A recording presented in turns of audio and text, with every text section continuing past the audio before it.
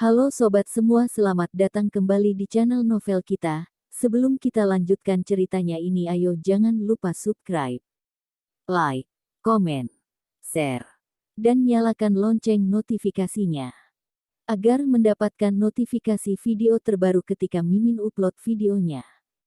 Istri yang dimanja, bab berkencan di rumah. Amandamu sedikit canggung, tetapi masih merasa lebih berhati-hati dan lebih aman.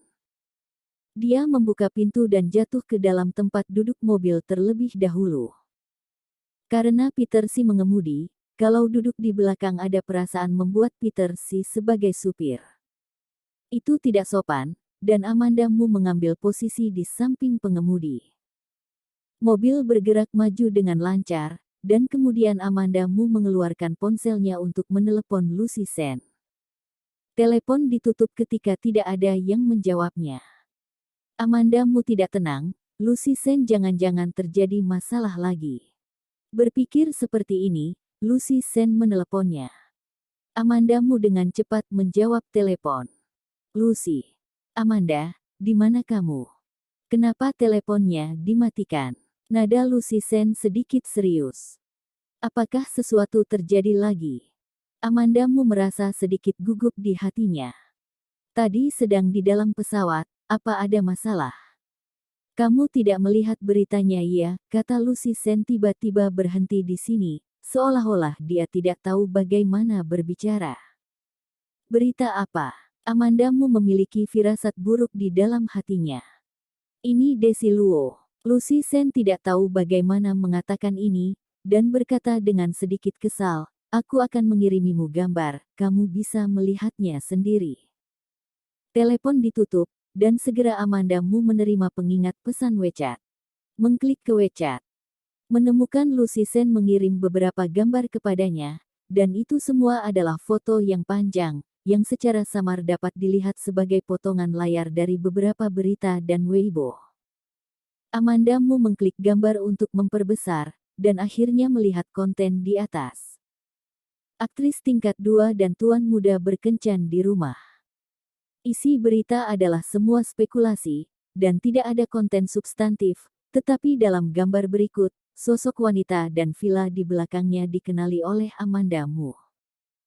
Dia telah melihat Desi Luo beberapa kali, dan memiliki kesan yang dalam pada Desi Luo. Dia melihat sekilas bahwa wanita yang memakai kacamata hitam adalah Desi Luo. Villa di belakang Desi Luo adalah Villa Ricky Mo.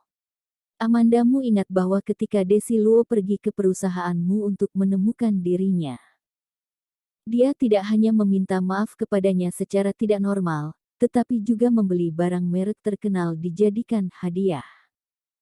Dia juga merasa bahwa Desi Luo memiliki tujuan lain, tetapi dia tidak memikirkan Ricky Mo.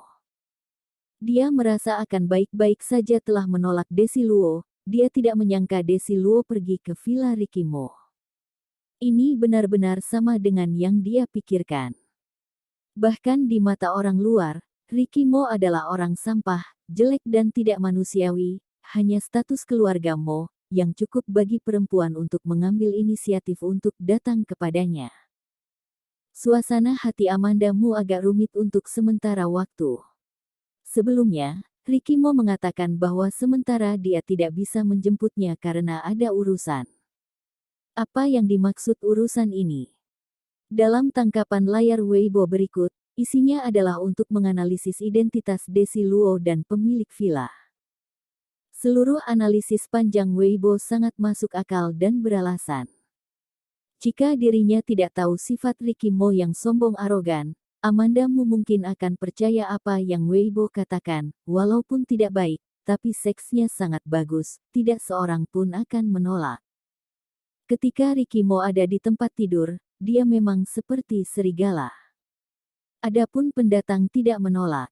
Wanita seperti apa yang diinginkan Ricky Mo? Amandamu membantah kata-kata blogger satu persatu, dan Lucy Sen tidak diam, selalu mengirim berita kepadanya. Dulu aku berpikir bahwa Siskamu dan Desi Luo tidak akan menjadi hal yang baik ketika mereka terhubung bersama. Ambisi wanita itu benar-benar hebat. Kalau dari awal aku tahu, Seharusnya dulu aku matikan saja dia, dan membiarkannya keluar dari dunia hiburan. Amanda, apakah kamu melihat berita dariku? Aku merasa, bahkan jika bos besar benar-benar bermaksud untuk selingkuh, dia tidak akan mencari Desi Luo seperti ini. Setidaknya dia mencari wanita tercantik di negara ini, yang muda dan terkenal. Amandamu sepertinya tidak bisa menahan tertawanya. Apakah ada orang yang seperti dia menghibur orang seperti ini? Selain itu, Peter Si melihat wajah Amandamu terus berubah dan bertanya dengan khawatir. Ada apa? Bukan apa-apa. Amandamu melirik Peter Si, dan tangannya tidak menganggur. Dia mengedit pesan dan mengirimkannya ke Lucy Sen. Berita yang dia kirim adalah, berita ini dan Weibo telah ditarik.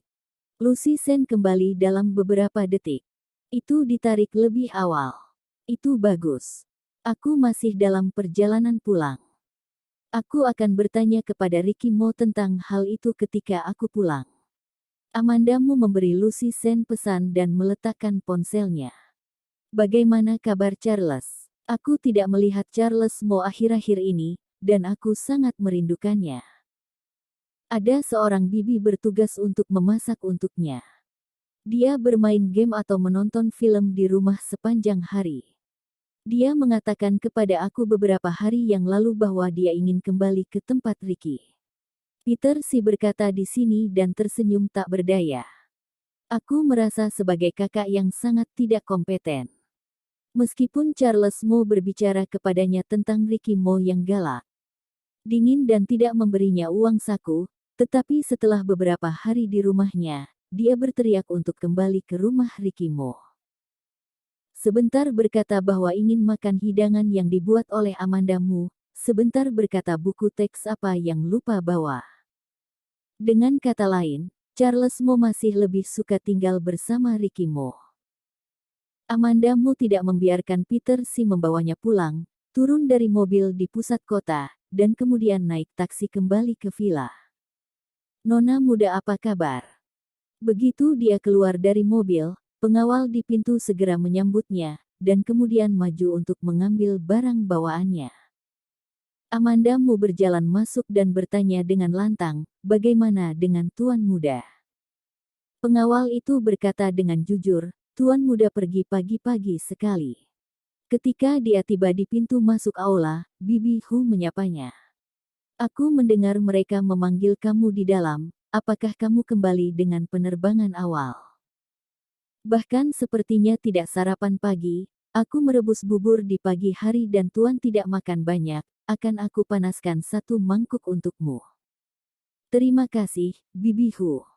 Amandamu mengucapkan terima kasih dan naik ke atas untuk mengganti pakaiannya. Begitu dia berganti pakaian dan membuka pintu, dia terperangkap dalam pelukan yang hangat dan murah hati. Napas yang akrab muncul di hidungnya, dan Amandamu mengulurkan tangan dan memeluk. Ricky Mo menundukkan kepalanya dan dengan lembut mencium rambutnya. Bagaimana kamu kembali? Doni mengatakan dia tidak menjemputmu di bandara. Amandamu tidak menyembunyikan. Ketemu kakak lelaki di bandara, dia membawaku, sampai di pusat kota aku naik taksi untuk pulang. Dia jelas merasakan sedikit perubahan pada napas di tubuh Ricky Mo, seperti sedikit tidak puas. Kakak tidak sengaja melakukannya terakhir kali.